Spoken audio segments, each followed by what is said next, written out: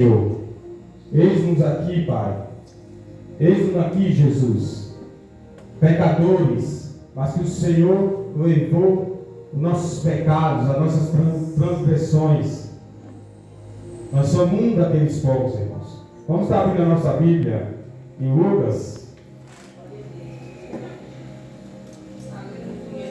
Lucas 23.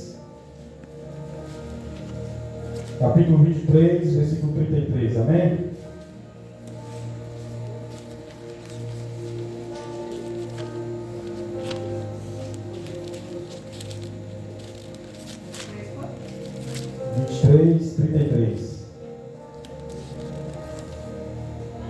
Aleluia, Deus. Deus poderoso, Deus forte. Aleluia. Todos acharam? Amém. A crucificação. E quando chegaram ao lugar chamado Caveira, ali o crucificaram, e os malfeitores, um à direita e outro à esquerda. E dizia Jesus: Pai, perdoa-lhes, porque não sabem o que fazem. E repartindo seus vestidos, lançaram sorte. E o povo estava olhando, e também os príncipes zombavam dele, dizendo: aos outros salvou, salva-se a si mesmo, se és o Cristo, o escolhido de Deus. E também os soldados os escarneciam, chegando-se a ele e apresentando-lhe vinagre, e dizendo: se tu és rei dos judeus, salva a ti mesmo. E também por cima dele estava um título escrito em letras gregas, romanas e hebraicas: este é o rei dos judeus. E um dos malfeitores que estavam pendurados blasfemava dele, dizendo: se tu és o Cristo, salva a ti mesmo e a nós.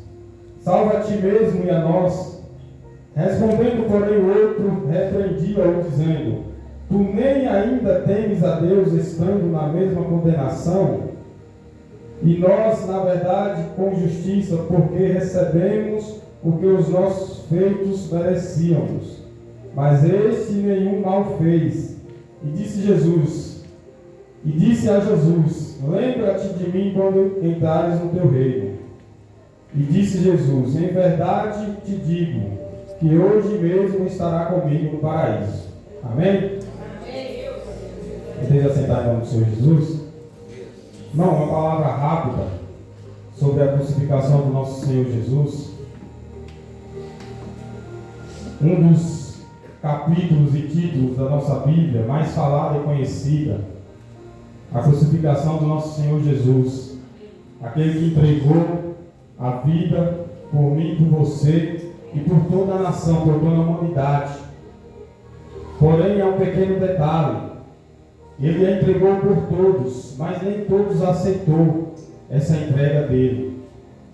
Nós estamos diante de um texto onde nós vemos um sangue derramado inocente, um sangue derramado que tinha que ser o meu e o seu sangue, onde nós vemos uma cruz sendo carregada ao nosso favor, por nossa conta, onde nós estamos vendo um pecado sendo pago por nossa conta. Todo o pecado, todo o nosso pecado, tudo aquilo que nós fizemos, foi depositado sobre as costas do nosso Senhor Jesus, sobre a vida do nosso Senhor Jesus. Mas nem todos aceitam isso como uma verdade. São poucos aqueles que olham para a cruz e vê o sangue, o sacrifício. São poucos aqueles que vê a verdadeira mensagem que a cruz, que Jesus pregado naquele grande dia, nos traz para hoje. Mas quero te dizer uma coisa nessa noite: Jesus não fez isso à toa. Jesus estava fazendo isso porque ele tinha uma coisa a cumprir, um propósito a cumprir. Deus chamou a Jesus e falou: filho, tu és o meu único filho, único e verdadeiro filho. Tu vai descer, tu vai pagar o preço. Estás preparado? Tu queres mesmo ir? Irmãos, Jesus poderia olhar para mim, para você, olhar para a igreja, olhar para o anjo da igreja, olhar para quem prega, olhar para quem adora, olhar para quem é líder e falar: Pai, esquece tudo isso, condena, manda todos para o inferno, porque o Senhor é Deus, o Senhor pode fazer outras no lugar. Mas não, meu Deus, eu desço, papai, eu vou cumprir esse propósito, eu vou terminar aquilo que o inimigo tem tentado acabar desde lá do céu. O diabo tentou lá no céu, irmão. O diabo tentou no jardim do Éden. O diabo tentou no deserto, com Jesus já aqui na terra. E ele também queria tentar quando Jesus estava sendo crucificado naquele dia. Como, irmão, ele queria tentar? Como ele queria atrapalhar? Perceba que ele entra sobre a vida de Pedro e fala: Jesus, mas por que tu vai se entregar à morte? Para que tu vai fazer isso? Esse povo não te merece. Para que esse sacrifício da cruz, Jesus? Tu tem o poder para acabar com tudo isso. Não faz isso. Jesus simplesmente olha para Pedro e diz: para trás de mim, Satanás. Tu conhece o mundo, mas tu não conhece a palavra do grande Deus. Então veja que não é à toa esse sacrifício que Jesus está fazendo. Jesus está tendo um propósito lançado sobre a sua vida para cumprir aquilo que nem Isaac, nem Abraão, nem Jacó, nem Pedro, nem Zacarias, nenhum profeta, nenhum homem foi capaz de cumprir. É verdade. Deus tentou achar sobre um coração terreno essa sinceridade, essa capacidade de cumprir o propósito que ele já tinha iniciado, que já estava no seu coração. Quando Deus faz o propósito, irmão, ele vai até o fim. Querendo eu, querendo você ou não, ele termina o propósito. E o propósito com a humanidade não vai ser diferente, vai ser terminado. O inimigo tentou, desde lá do céu ele tentou atrapalhar. Mas Deus sempre está dando uma nova estratégia, sempre está criando uma coisa nova. E mesmo assim ele continua. Ele continua a perseguir o propósito que Deus tem sobre as nossas vidas. Naquele grande dia da crucificação, existiam duas nações diante do pé da cruz. Poucos entenderam aquela mensagem. Eram poucos que estavam derramando a sua lágrima, entendendo que Jesus estava ali por mim, pelos meus pecados, entendendo que Jesus estava ali pagando um preço que eu não consigo pagar, nunca vou conseguir. E ele estava ali pagando, calado, simplesmente dentro do seu coração: Senhor, perdoa. Eles não sabem o que fazem, Pai. E o diabo está ali. Você pensa que o diabo estava feliz porque Jesus estava sendo crucificado? Eu já ouvi pregador falando que o diabo que apregou Jesus na cruz, irmão, é mentira de Satanás. O diabo estava clamando para que Jesus desistisse daquilo que estava acontecendo. Porque ele sabia que ali estava sendo criada uma nova aliança. Ali estava sendo recuperação de almas para o reino do nosso Senhor Deus, através da sua vida, do seu sangue derramado na cruz. O diabo queria parar com aquilo. Desde quando Jesus foi lançado para a terra através de Maria, o diabo já estava querendo atrapalhar o nascimento. O diabo começou a perseguição, começou a querer parar. E quando Jesus está carregando a cruz, ele fala: para que isso? Para com isso. Ei, tu não é Cristo, liberta, sai dessa cruz. Tu podes fazer isso. Mas Jesus olha para ele: afasta-te de mim, Satanás. Tu não conhece a palavra do grandioso Deus. Tu conhece a terra. Tu conhece o mundo. Mas eu sou o enviado daquele que criou todas as coisas. E perceba uma coisa, irmão. Deus fala, a palavra do Senhor diz que Deus enviou o seu único filho, o seu filho unigênito. Você sabia que antes de Jesus ir para aquela cruz, nós não éramos filhos de Deus? Irmão, que é isso que o Senhor está falando? É, irmão. A palavra está dizendo: eu enviei o meu único filho. Então nós não éramos filhos de Deus. Nós éramos criatura de Deus. Nós éramos criados por Deus. Mas agora Jesus vai nos dar Deus como nosso Pai, através da sua crucificação. Jesus, quando ele desce a terra, quando ele pisa na terra, que ele é batizado, nós ainda não éramos filhos de Deus. Quando Jesus começa a pregar o Evangelho de Deus, nós ainda não éramos os filhos de Deus. Jesus começa a fazer cego ver, nós ainda não éramos o filho de Deus. Jesus começa a curar coxos, aleijados, não éramos filhos de Deus. Jesus começa a dar vida a quem já estava morto, nós ainda não éramos filhos de Deus. Jesus agora começa a carregar a cruz. Jesus é julgado ao julgamento dos homens, à lei da terra, e ele começa a carregar a sua cruz, a minha cruz, e nós ainda não éramos filhos de Deus. Irmão, quando nós vamos servir Deus, vamos chegar até lá. É chicoteado, é cuspido, é blasfemado, é tentado, é procurado, é perseguido. Passa todo o processo que nem eu nem você conseguiríamos passar. Tudo isso para que nós venhamos a ser o Filho do Deus Altíssimo. Porque até então nós ainda éramos criatura. E quando ele chega até aquela cruz, quando ele está sendo apregoado os pregos nas suas mãos, nós ainda não éramos filhos de Deus.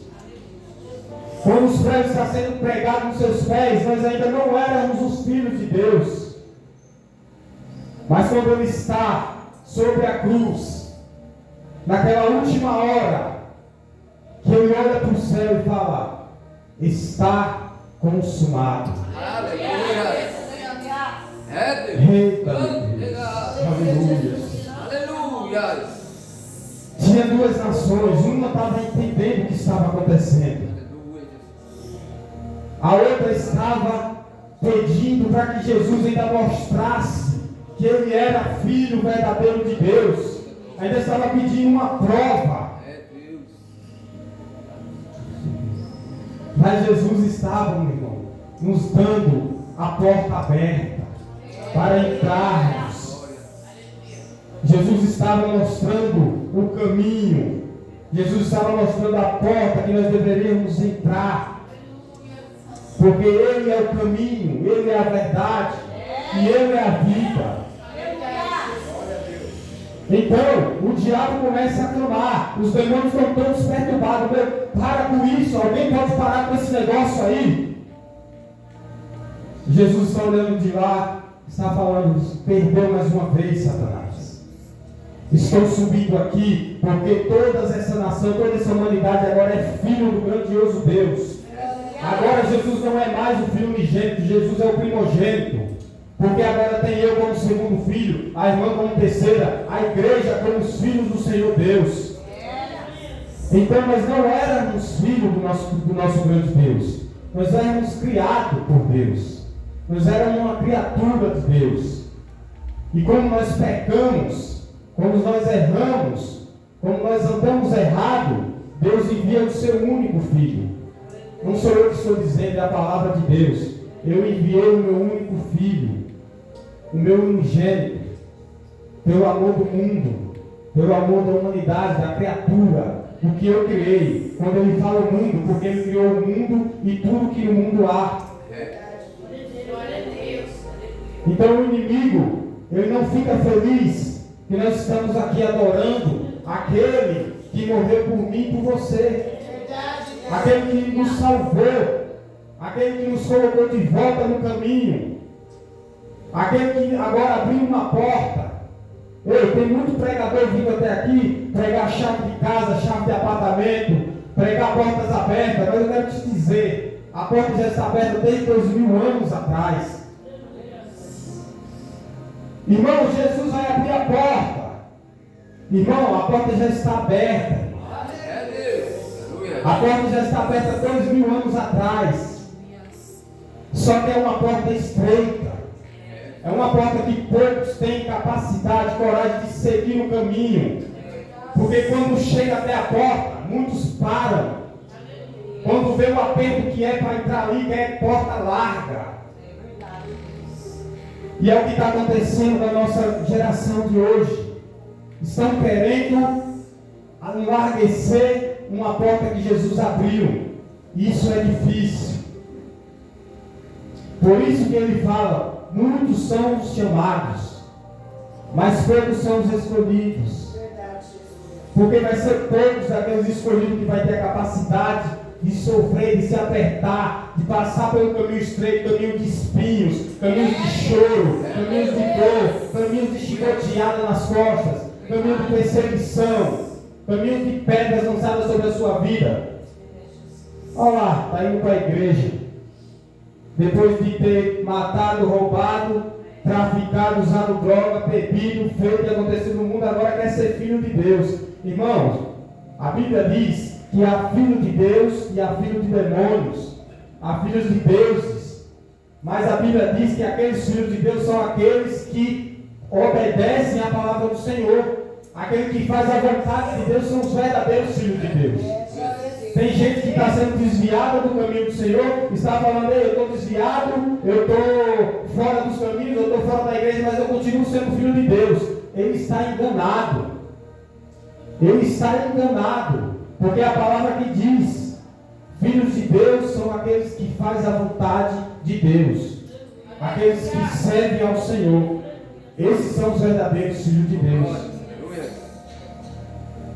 Então o inimigo, ele olha e fica transtornado com aquilo que está acontecendo, porque tudo que ele mais queria era que Jesus abandonasse tudo, largasse aquele processo, parasse com aquele negócio, porque ele sabia que ali estava sendo feito uma grande coisa que nenhum ser vivo, nenhum humano carnal poderia fazer. Mas Jesus, ele veio como carne e mostrou que ele era o verdadeiro Filho de Deus, aquele que João anunciava. Então perceba, a nossa geração, ele quer diminuir, ele quer enlarguecer uma porta que é pequena. Eles querem fazer com que o Evangelho caiba nas nossas vidas, caiba nas coisas que eles estão desejando, carnal. Isso não vai acontecer, irmão. Nós vemos na Bíblia que Pedro e João corriam para o sepulcro. Receberam a notícia que Jesus tinha sido ressuscitado.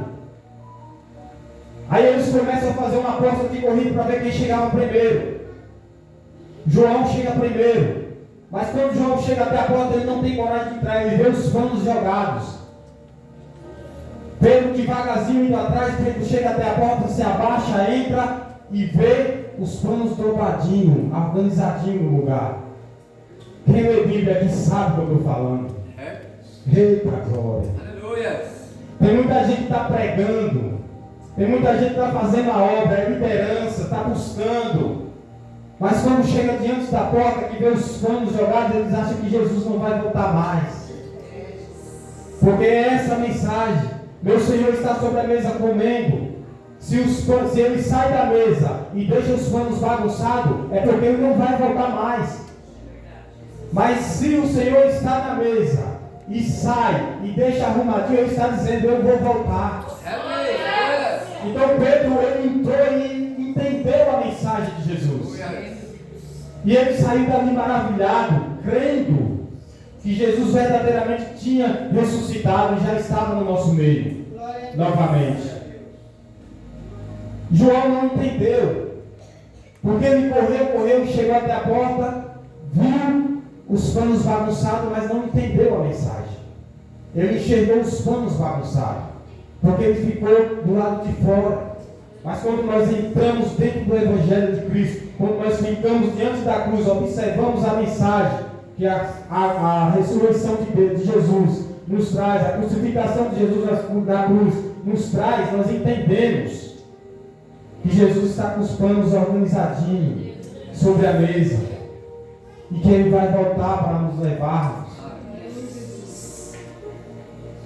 É uma mensagem muito forte. Ali estava dois, um do lado direito e outro do lado esquerdo, também sendo crucificado. Naquela época a morte de cruz era uma morte para as pessoas que verdadeiramente faziam coisas que era impossível para a humanidade, para a lei daquela época. Eles não poderiam, a terra não aceitaria eles na terra. Mas naquele dia, naquela crucificação, tinha algo diferente. Tinha uma pessoa que a terra não era merecedora de estar ali.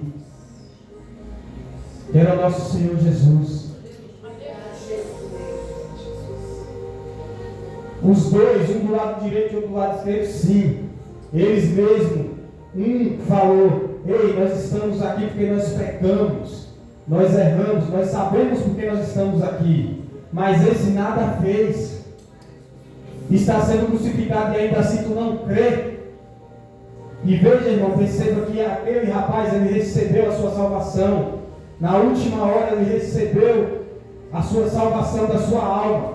Porque naquele momento ele creu que verdadeiramente Jesus era o Filho de Deus, enviado para nos salvar. E quantos ainda estão olhando para Jesus na cruz e não está crendo na mensagem? Está dizendo: Senhor, se tu é mesmo verdadeiro Cristo, desce da cruz, me dá um milagre, salva a minha casa, me dá a minha casa, me dá o meu carro, me dá o meu apartamento, mostra que o Senhor é comigo. Mas ainda há uma igreja, que somos nós, que cremos na mensagem do nosso Senhor. Cremos que Jesus derramou o seu sangue, não foi à toa. Cremos que Jesus, quando ele veio dessa terra, ele não veio passear. Ele não veio para dizer assim: vou lá dar uma olhada nos meus irmãos, vou lá dar uma olhada na criatura de Deus. Ele veio, irmão, como um rei. Ele sempre foi considerado rei. Sempre ele vai ser o rei.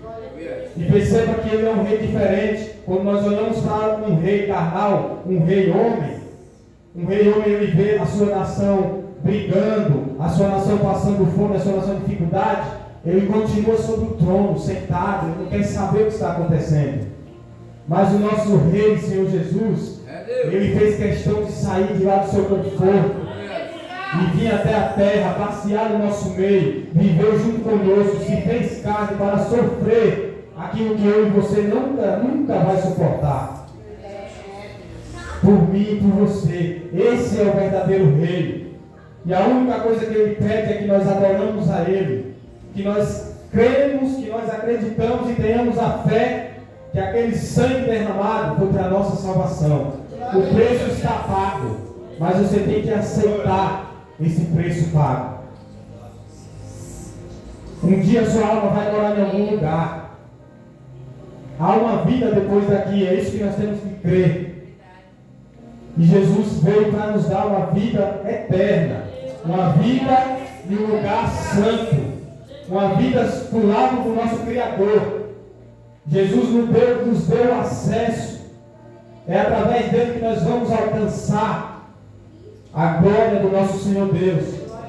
Quem quer ver a Deus tem que primeiramente enxergar a mensagem de Jesus na cruz. Quem quer chegar até a cidade de ouro e de cristal, tem que esquecer o ouro e cristal aqui da terra. Aleluia. Aleluia, Jesus. Oh, Deus, Glória a Deus, Jesus. é uma mensagem, irmãos, que se nós fizermos uma vigília ainda não vai ser o bastante para falarmos dessa mensagem. Pode não ser eu, o pregador, que vai deslanchar essa mensagem para vocês. Mas leiam, não fiquem só aqui nas minhas palavras, leiam, entendam qual foi a mensagem que Jesus está nos passando, que já tem 2000 anos sendo pregada. Antes de 2000 anos estava sendo anunciada a vida dessa mensagem. Agora não, a mensagem veio, está sendo pregada. Todos os dias está aí batendo na sua porta. Ei, Jesus morreu por você, irmão. Aceite a Ele. Jesus é teu único verdadeiro Salvador. Tu só vai alcançar uma vida eterna em paz, em alegria, se tu aceitar a Jesus. Não pode ser por outro nome, é só pelo nome de Jesus. Não é o nome de Isaac, não é o nome de Abraão, não é o nome de Jacó, não é o nome de nenhum profeta, não é o nome do pastor Vanderlei, não é o nome da pastora Daniela, não é o meu nome. é o nome do Senhor Jesus. É só através dele. Amém? Vamos encerrar, já 9 horas. Então fique com essa mensagem, irmãos. Não entenda só na minha palavra. Leia a mensagem em casa. E Deus também vai lhe dar revelações. E talvez amanhã seja você que esteja aqui passando essa mensagem da cruz para cada um de nós se fortalecer e continuar na caminhada. O sofrimento que Jesus passou, tem pessoas que estão passando uma topadinha, como diz na Bahia, na unha, e está querendo desviar do caminho. Pense no sofrimento que Jesus passou. O que nós passamos aqui não é nada. Amém? Se coloque de pé, vamos estar orando por essa mensagem do Senhor Jesus.